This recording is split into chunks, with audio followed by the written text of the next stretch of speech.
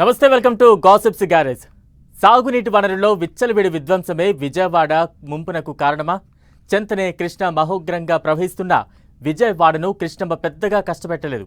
కానీ ఊహించని విధంగా ఏరు కాని ఏరు బుడమేరు ఉప్పెనలా విరుచుకుపడడమే అందరినీ ఆశ్చర్యానికి గురిచేసింది. సహజంగా 10-15 వేల క్యూసెక్కుల ప్రవాహం ఉండే బుడమేరు విజయవాడ నగరాన్ని అతలాకుతలం చేసింది. ఎప్పుడో 2 దశాబ్దాల కిందట బుడమేరుకు వరద వచ్చింది. మళ్ళీ ఇప్పుడు 3 రోజుల పాటు నగరాన్ని జలదిగ్బంధం చేసింది బుడమేరు.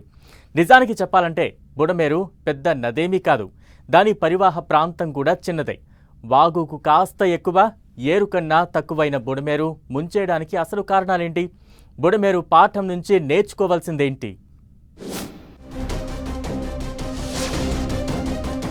విజయవాడ నగరాన్ని జలదిగ్బంధంలోకి నెట్టిన బుడమేరు రాష్ట్ర ప్రభుత్వానికి పాఠంగా మారింది.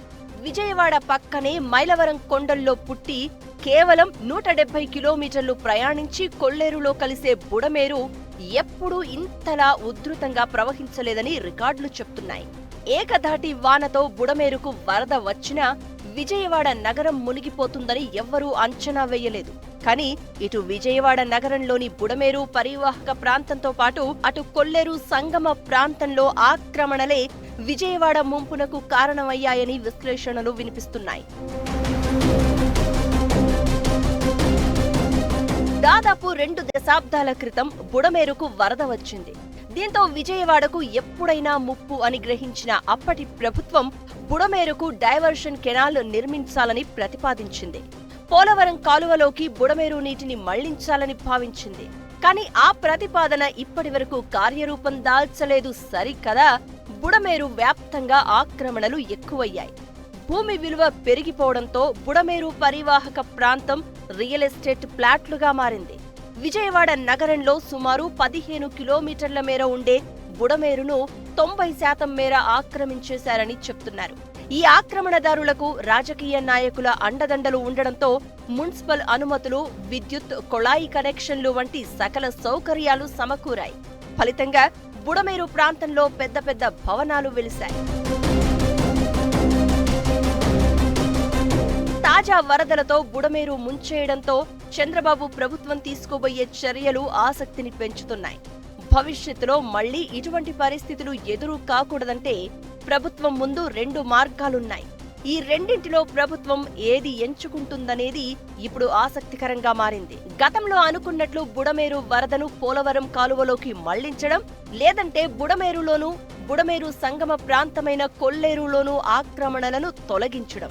ఈ 2 ప్రభుత్వం తలుచుకుంటే అసాధ్యమేమీ కాదు. కానీ ఆక్రమణలు తొలగించే సాహసానికి చంద్రబాబు సిద్ధమవుతారా అన్నదే ఇప్పుడు ప్రశ్న.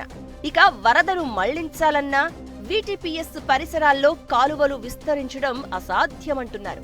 దీంతో ప్రత్యామ్నాయాలు ఆలోచించాల్సిన పరిస్థితి ఏర్పడింది.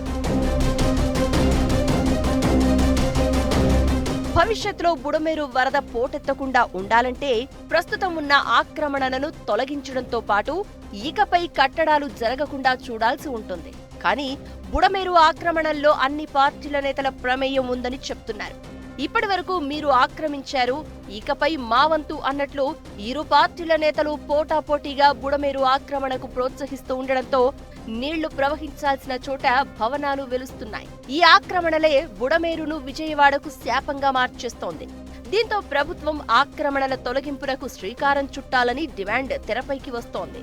హైదరాబాద్లో చెరువుల ఆక్రమణలను తొలగిస్తున్న హైడ్రా వంటి సంస్థను రాష్ట్రంలోనూ ఏర్పాటు చేయాలని బాధితులు కోరుతున్నారు. ఇప్పటికే ప్రభుత్వ స్థలాల్లో ఆక్రమణలను తొలగించేందుకు హైడ్రా వంటి వ్యవస్థను ఏర్పాటు చేస్తామని మున్సిపల్ మంత్రి నారాయణ కొద్ది రోజుల క్రితం ప్రకటించారు. ఇప్పుడు వరదలు అలాంటి వ్యవస్థను తప్పనిసరిగా ఏర్పాటు చేయాల్సిన అవసరాన్ని తీసుకువచ్చాయంటున్నారు. ఈ పరిస్థితుల్లో ప్రభుత్వం ఎలా స్పందిస్తుందన్నది వేచి చూడాల్సి ఉంది.